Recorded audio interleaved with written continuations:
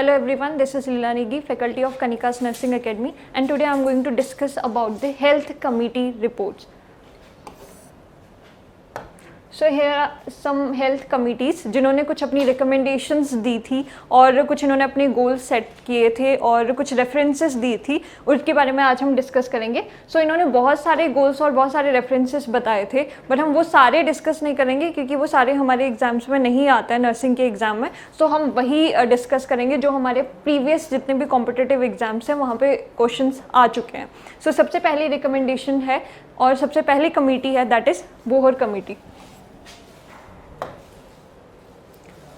Bohr committee के बारे में आपने सुना होगा. बोहर कमेटी आपकी फॉर्म हुई थी इन 1943, बट इन्होंने अपना रिपोर्ट है वो सबमिट किया था इन 1946. और यहाँ सबसे इम्पॉर्टेंट हमारे पास 3 क्वेश्चन बनते हैं. फर्स्ट, रिपोर्ट कब सबमिट हुई थी? 1946 में. दूसरा क्वेश्चन आता है कि हमारी जो चेयरमैन कौन थे बोहर कमेटी के, and the chairman of Bohr committee was sir Joseph William Bohr.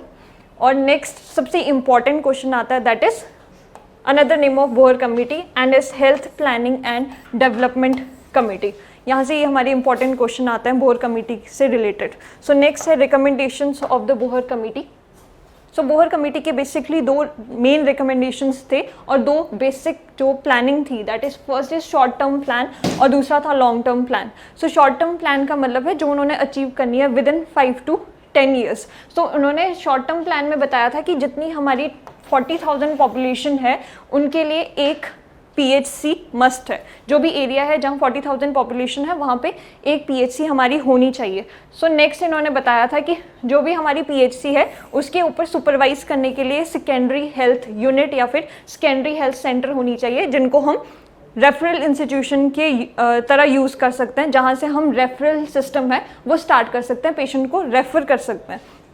So next इन्होंने बताया था कि जितना हमारे PHC हैं वहाँ पे मेडिकल स्टाफ्स हैं या फिर जो भी हमारे मेडिकल पर्सनल्स हैं वो टोटल कितने होने चाहिए और उनके बारे में बताया. सो यहाँ है हमारी 2 मेडिकल ऑफिसर्स होने चाहिए, 4 public health nurses, 1 nurse, 4 midwives, 4 trained dais and 15 class 4 employees. So ये थी हमारी शॉर्ट टर्म प्लान. और यहाँ सबसे important question, that is 40,000 population में 1 PHC होनी चाहिए और PHC के ऊपर हमारी CHC होनी चाहिए या फिर सेकेंडरी हेल्थ सेंटर होनी चाहिए जो सुपरवाइज करे और साथ में रेफरल सर्विसेज है वो प्रोवाइड करे. So the next is long term plan.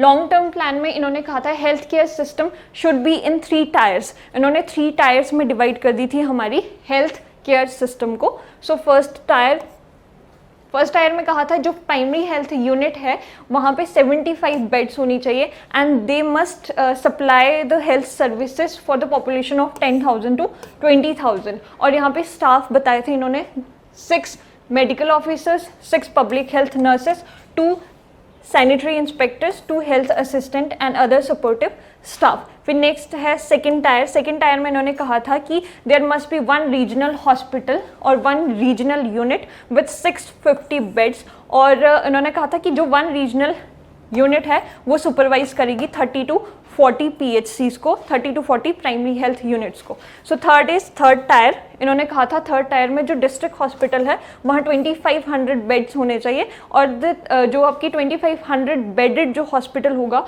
वो 3 मिलियन पॉपुलेशन को हेल्थ सर्विसेज सर्व करेगा. So this is the recommendation of Bohr committee. So next is Mudaliar committee.